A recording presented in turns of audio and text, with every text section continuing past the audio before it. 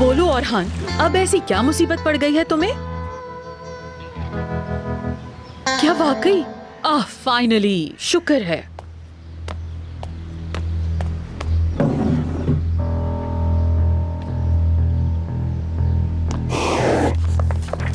कल रात जो एक्टर बाबा का किरदार अदा करने आए थे उनको कॉल करें, फौरन से बुलाएं यहाँ। आरजू मैडम, मेरे ख्याल से वो आपको पसंद आए हैं, अभी कॉल करती हूँ।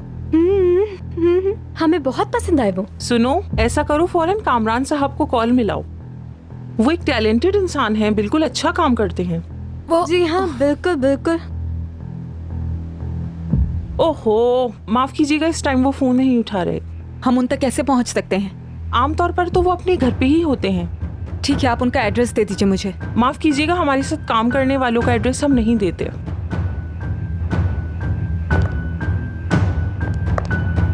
देती हूँ, ठीक है।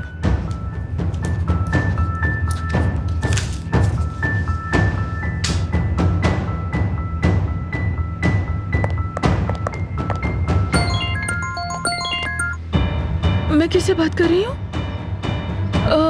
तुम हाँ, औरहान, पैसे यहाँ नहीं है। हाँ, आ गए हम इस मोहल्ले में, अब करेंगे क्या? करना क्या है, अब मजबूरन इंतजार करेंगे बस। ठीक है, लेकिन इस तरह बीच बाजार में इंतजार नहीं कर सकते, वो हमें देखकर भाग जाएगा फौरन। बात तुम्हारी सही है, हम क्या करेंगे अब? रुको रुको, मुझे एक आइडिया आ रहा है, फातिमा माँ को कॉल करते हैं। हाँ बेटा बताओ, एक एक बात बताओ ताकि मुझे पूरी कहानी समझ में आ जाए। हाँ हाँ, ठीक ठीक ठीक, हाँ ठीक है, तुम अभी रखो, मैं सब संभालती हूँ। इस्मत, हिकमत,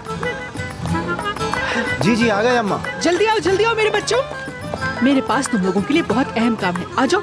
अम्मा आप फिर हमें किसी काम पे भेजेंगी ना? हाँ भेजूंगी, जरूर भेजूंगी, लेकिन मैं खुद जाऊंगी इस दफा, क्योंकि पिछली दफा काम तुम लोगों पर छोड़ा था तो हमें क्या नतीजा मिला सबने देखा था। लेकिन अम्मा हमने किया क्या था? हाँ, आपने रजब को ढूंढने को कहा था, हमने ढूंढा। हाँ बिल्कुल बेटा, तुमने बहुत अच्छी तरह से ढूंढा था, है ना? बल्कि उसके साथ फिर जेल भी पहुंच गए। उसके बाद तुम लोगों ने उसको गांव भी भेज दिया था, है ना?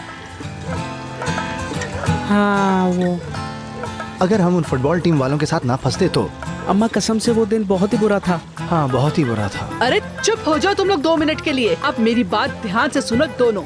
सुनो, जो भी मैं कह रही हूँ उसे ध्यान से सुनो।